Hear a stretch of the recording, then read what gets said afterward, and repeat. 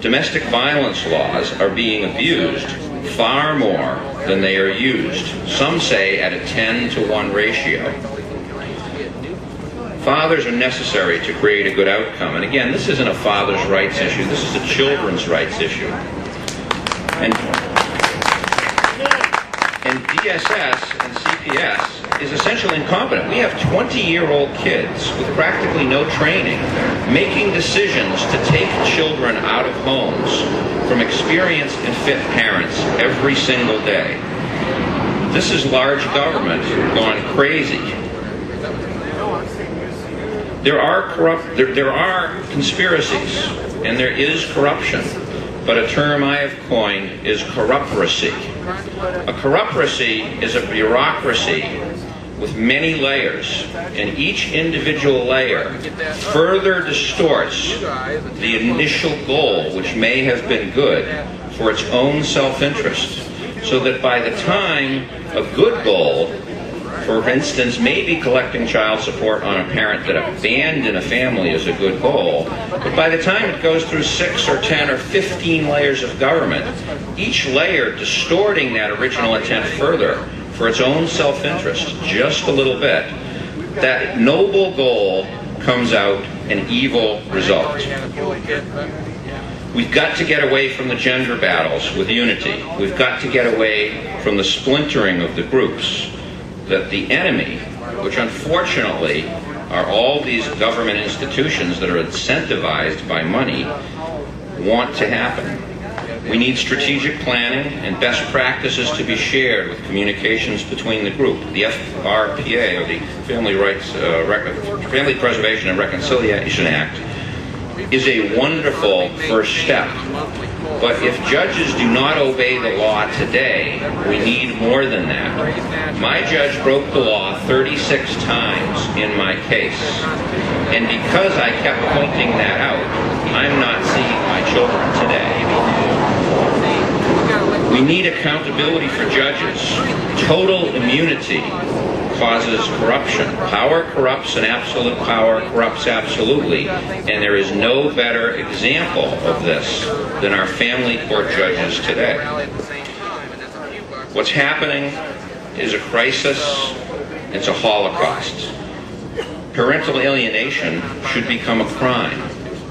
Whether it's a parent, a judge, or a government official forcing a parent out of the life of a children, it should be a crime with jail time. We need education of judges. This is also about ignorance. These people are trained by the former, older judges, and they're still living in the 1960s.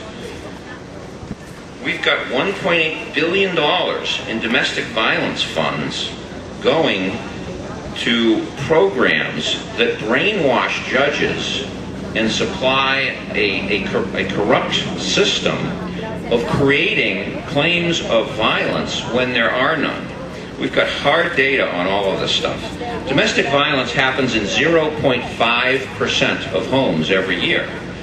Yet we see 20, 30, 40% of divorces having some kind of claim of fear or domestic violence to kick in those laws to take away homes and children because it's profitable for the system. The older I get, the smarter our forefounders look.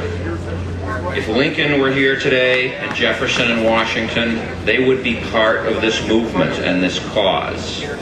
Because it is clear that what's happening is driven by money, not principle.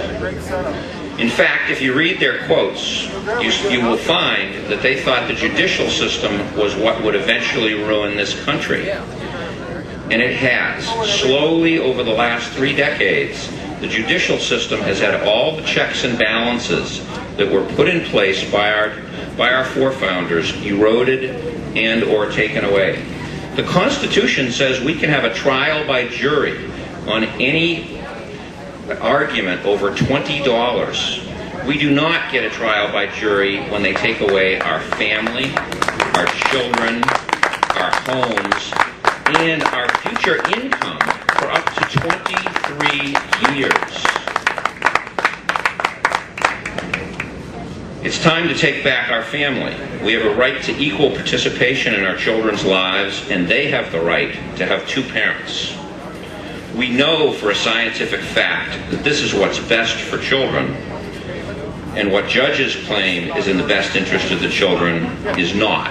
It's in the best interest of lawyers and a government system that is getting bigger and bigger every day because it is profiteering. I know because you're here today, and all the people here yesterday, that are getting back to their jobs, that you're going to be active participants, not observers in this.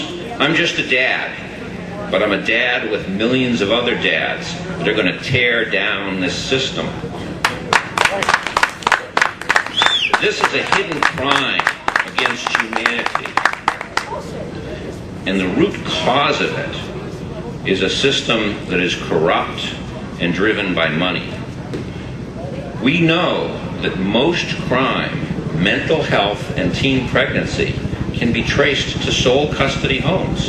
80% of the people in prison today come from fatherless homes. The statistics are all there, and anyone that reads it will come to the same conclusions.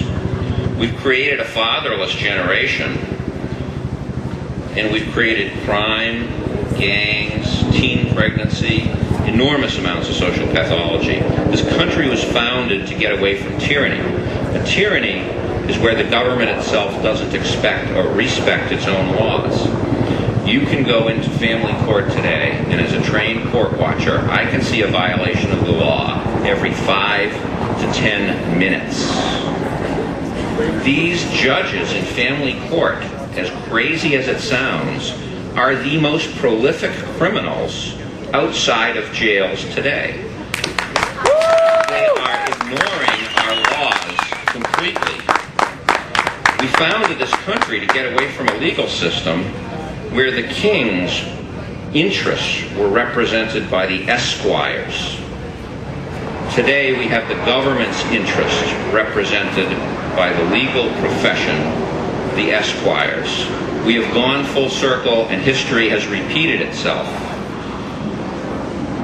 The U.S. Constitution does not allow this, and it is being ignored and eroded every day. It's time to take our rights back as we the people, and today is the beginning of the end of this evil system. Thank you very much. All right. God bless.